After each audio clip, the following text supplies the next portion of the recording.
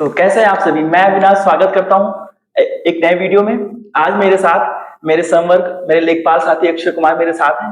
तो मैं इनका अपने चैनल लेखपाल अविनाश पे स्वागत करता हूं। स्वागत है अक्षय जी। नमस्कार अविनाश जी। कैसे हैं आप? ठीक है। तो अक्षय, जैसे आपने देखा कि मैंने पेट पे सारे वीडियोस बनाए हुए हैं, तो लगभग हर एक टॉपिक मैंने कवर कर दिया है। लेकिन बच्चे ओवरऑल से डीआई को लेके या जीएस पे बहुत ज्यादा उनको विवाद हमेशा कि भैया हो नहीं रहा है, कंटेंट बाहर से आ रहा है, सिलेबस बाहर से आ रहा है।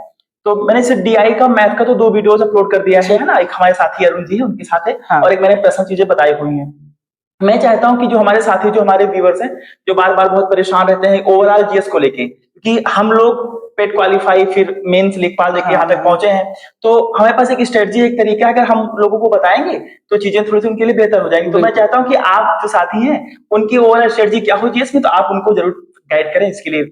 बिल्कुल ठीक है। तो इसमें हम शुरुआत कर रहे हैं कि सबसे पहले तो जो माननीय यूपी ट्रिपल एससी आयोग है उसके द्वारा जो दिया गया सिलेबस है, बिल्कुल, तो उसमें जो जीएस है वो मतलब जीएस 3 भागों में विभाजित किया गया है। ठीक है। एक है सामान्य ज्ञान, हाँ, एक है सामायिकी जिसको करंट अफेयर्स कहते हैं, बिल्कुल, और फिर सामान्य जागरूकता, जनरल अवेयरनेस। तो इन सारे टॉपिक्स को मिला के 50 नंबर का बनता है। ओवरऑल 50 नंबर का बन जाता है। हाँ। और हमारा मतलब पेट का जो एग्जाम होता है वो 100 नंबर का होता है। ठीक है। तो उसमें 50 नंबर मतलब एक बहुत बड़ा हिस्सा, 50% पूरा मतलब ये हमारे जो आज का वीडियो होने जा रहा है ये रखता है। ओके। तो इसमें फर्स्ट पॉइंट पे हम रखते हैं कि ओवरऑल जीएस के लिए क्या स्ट्रेटजी होनी चाहिए। हाँ, इसमें हम थोड़ा सा पहले एक सिलेबस का एक और पॉइंट मतलब जिसकी तरफ मतलब लोगों का ध्यान नहीं जाता है उसको मतलब रेखांकित करना चाहेंगे कि आप लोग देखेंगे तो पेट के सिलेबस में ही दिया गया है कि उसमें लिखा है कि 12वीं कक्षा का स्तर होगा। हाँ। और एनसीईआरटी पर आधारित होगा। मतलब उसमें जब आप पूरा सिलेबस नीचे स्क्रॉल करेंगे तो मोटे मोटे हेडलाइन में लिखा हुआ है कि जो कठिनाई का स्तर है वो एनसीईआरटी 12th बेस पे रखा जाएगा। ठीक है। अब इसी से जुड़ा हुआ जो आपका अभी सवाल आया कि इसके लिए हम क्या सोर्सेज रखें। हाँ, सोर्सेज। तो देखिए अविनाश जी, हम ये बताना चाहेंगे कि अगर आपको जिसमें उन्होंने लिख लिया कि एनसीईआरटी के मतलब एनसीईआरटी की किताबों पर आधारित होगा। हाँ। तो अब हमको हमारे एग्जाम के 3 महीने बचे हैं या 2 महीने बचे हैं। ठीक है। तो हम अब सारी एनसीईआरटी तो पढ़ नहीं सकते हैं। बिल्कुल। तो उसके लिए जैसे मतलब एक बहुत अच्छी बुक आती है लूसेंट। हाँ। सामान्य ज्ञान, और काफी अपडेट हो गया है। हाँ, काफी अपडेट हो गया है और वहाँ उसमें आपको एनसीईआरटी के सारे लगभग सारे तथ्य मिल जाएंगे। हमारा जो ये हमारी जो पेट की परीक्षा है ये भी तथ्यात्मक ही होती है। बिल्कुल। इसमें ऐसा तो नहीं कि लिखित परीक्षा है ये। 23 को छोड़ दिया जाए तो 21-22 अगर आप देखेंगे ओवरऑल नहीं। और हमने तो भी एनालिसिस किया है 23 के भी बहुत सारे प्रश्न अभी हम उनको थोड़ा सा देखेंगे बाद में। क्योंकि अक्षय भाई हमारे बहुत साथी कमेंट कर देते हैं उन्होंने आज तक लूसेंट का 10 पेज से आगे पढ़ा ही नहीं है। हाँ, जबकि मतलब अगर जब आप पढ़ेंगे तो आप मतलब आप खुद अगर उसके पिछले साल मतलब पूर्व प्रश्नों को देखेंगे तो वो सारे लूसेंट में आपको मिल जाएंगे। हम लोग वापस स्ट्रेटजी जानना चाहेंगे, आप व्यूअर्स को बताएं क्या होनी चाहिए। हाँ, तो इसमें यही है कि मतलब जैसे लूसेंट को आप डिवाइड कर दीजिए, जैसे में भारतीय इतिहास हो गया, भारतीय राष्ट्रीय आंदोलन हो गया, भूगोल हो गया, भारतीय अर्थव्यवस्था हो गया। तो इसमें अब आपको जानना है कि कैसे प्रश्न आते हैं। तो अब हम एक बार लूसेंट को रीड कर लेते हैं। एक बार ये जो टॉपिक दिए गए हैं इनको हम पढ़ लेते हैं लूसेंट से, उसके बाद हमको सीधे पीवाईक्यूज पिछले साल के जो प्रश्न पूछे गए हैं उस पे जाना है। हम 21, 22, 23 हमेशा पीवाईक्यूज की बात करते हैं। जब भी आप कंटेंट फिनिश करें, जिन सोर्सेज से करें, जिन टॉपिक से करें, उन टॉपिक से उन कंटेंट को करने के बाद तुरंत आप पीवाईक्यूज पे जाएं कि जो आपने पढ़ा है, जो आपने लेवल पढ़ा है वो एक्चुअल में काम कर रहा है कि बिल्कुल नहीं। हाँ, तो और जैसे अब इसमें दिया गया है कि 5 नंबर का भारतीय इतिहास है, 5 नंबर का भारतीय राष्ट्रीय आंदोलन है। ठीक है। तो इसमें आप जो पिछले साल के प्रश्न देखेंगे तो जो बहुत बड़ी बड़ी थीम है, जैसे मराठा हो गया, जैसे गुप्ता साम्राज्य हो गया, या फिर मतलब आप भारतीय स्वतंत्रता आंदोलन में आएंगे तो जो हमारे वीर क्रांतिकारी स्वतंत्रता सेनानी थे उनके द्वारा स्थापित संस्थाएं, या जो उस समय जैसे गदर पार्टी की स्थापना। ऐसे सवाल आप देखेंगे, यही सारी चीजें आपको रिपीटेड हो रही है और इन्हीं पर आधारित प्रश्न भी पूछे जा रहे हैं। बिल्कुल। तो आप मतलब वहां से बेस बना के और प्रश्नों को देख के अपने आप को मतलब कॉन्फिडेंस में ला सकते हैं कि बिल्कुल। ठीक है, मतलब हम जो हम अपना सोर्स पढ़ रहे हैं उससे हमारे सवाल बन जाए। बन रहे हैं, क्योंकि ये बहुत जरूरी है जो आप हाँ। करें, जो कंटेंट आप फॉलो करें और उससे पीवाईक्यूज होने चाहिए। तो ये आपने स्ट्रेटजी बता दी।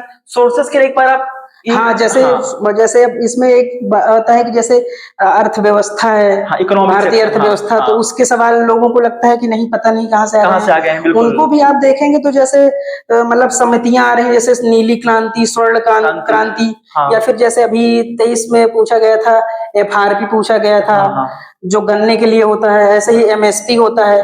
तो आपको उनको जब आप उसमें पढ़ेंगे तो वो सारी चीजें आपको लूसेंट में डिस्क्राइब करके दी हुई है। हाँ, और नहीं, लूसेंट के अलावा एक काम और आप कर सकते हैं कि जैसे आप प्रश्नों को देख रहे हैं, ठीक है, जैसे वहां एफआरपी में पूछा गया है सवाल, तो आप उसको गूगल, आजकल सबके पास स्मार्टफोन है, तो आप गूगल का भी ध्यान, मतलब गूगल का भी प्रयोग कर सकते हैं। पीवाईक्यूज के बेस पे अपने 2-3 पेज के नोट्स भी बना सकते हैं। हाँ, 1-2-3 पेज वगैरह पूछा ना, 2 चीजें। बाकी अब इसमें जैसे करंट अफेयर्स की बात आती है, तो करंट अफेयर्स के लिए यही है कि जैसे मतलब समसामयिकी पत्रिकाएं आती हैं मंथली, बिल्कुल, उसमें से कोई एक चर्चित पत्रिकाएं आपको मतलब मार्केट में मिल जाएंगी, आप उनको पढ़ लीजिए। और बाकी जैसे कुछ लड़के होंगे जो इंग्लिश मीडियम के होंगे, उनको हिंदी मीडियम में बहुत सारी अच्छी पत्रिकाएं नहीं उपलब्ध हो पाती होंगी, तो वो जैसे जीके टुडे एक वेबसाइट है, जीके टुडे, आप उस पे जाके वहाँ मतलब कंटेंट भी है और वो क्वेश्चन भी प्रैक्टिस करा देते हैं। और मतलब यहाँ इंग्लिश मीडियम में जिसका जो हिंदी इंग्लिश दोनों समझ लेता है, वो भी वहां जाके क्वेश्चन की प्रैक्टिस कर सकता है। तो हमने स्ट्रेटजी, सोर्सेस की बात कर ली। हाँ, एक और टॉपिक इसमें रह गया है हमारा, सामान्य जागरूकता, जनरल अवेयरनेस। तो इसके लिए भी क्या है कि जैसे जो हमारी विविध करके जो लूसेंट में ही लास्ट में विविध है, क्योंकि आप फिर से 23 का सवाल देखेंगे तो जैसे देशों की भाषाओं के ऊपर सवाल आए हैं, मुद्रा के ऊपर आया है, जैसे पूछा गया है कि पोला मुद्रा किस देश की है, तो उसमें बोत्सवाना है। तो ऐसे ही आप मतलब विविध वाले लूसेंट में बहुत कुछ है। अगर आप प्रॉपर सही गाइडेंस में सही तरीके से 2-3 बार, अगर अभी इतना समय है अक्षय भाई कि पूरा कर सकते हैं। बिल्कुल आप कहीं मत बते, एक सोर्स रखे, मल्टीपल रिवीजन कर ले, आप देखेंगे कि आपके सारे एक्सक्यूजेस खत्म हो गए और बहुत सारी चीजें आपकी सही हो रही हैं। और फिर लास्ट में एक ध्यान रखना है कि हमको जब भी किसी टॉपिक को लेकर संशय हो तो हम जरूर उसको गूगल पे जाकर जरूर सर्च करें और उसके आगे अपने नोट्स में लिख लें। तो अपनी स्ट्रेटजी की बात कर ली हम लोगों ने, सोर्सेस की बात कर ली। प्रैक्टिस के लिए क्या किया जाए? प्रैक्टिस के लिए सबसे पहले तो वही है कि हम मतलब पिछले साल के जो प्रश्न पत्र हैं हमारे, उनको हम अच्छे से लगा लें। ठीक है। उसके बाद जो माननीय आयोग द्वारा, यूपी SSSC आयोग द्वारा जो बहुत सारी परीक्षाएं, जैसे हाल ही में AGTA का एग्जाम हुआ है, इसके पहले भी अभी जूनियर असिस्टेंट का एग्जाम हुआ था। कहने का तात्पर्य यह है कि यूपी SSSC जितने भी एग्जाम कराते रहता है, क्योंकि उसके टॉपिक लगभग सेम है सब हमारे, तो उनसे जुड़े जितने भी पीवाईक्यूज हैं और उसके एक्सप्लेनेशन वो जरूर अच्छे से कर जाए, वो रामबाण सिद्ध होगा, और इतने से ही आप बहुत बेहतर कर पाएंगे। और एक चीज और कहना चाहेंगे, जैसे अभी आप उससे हम लोग कल बात कर रहे थे, जैसे उन्नाव और नेडा के बारे में, तो नेडा वाले बताएं साथियों को।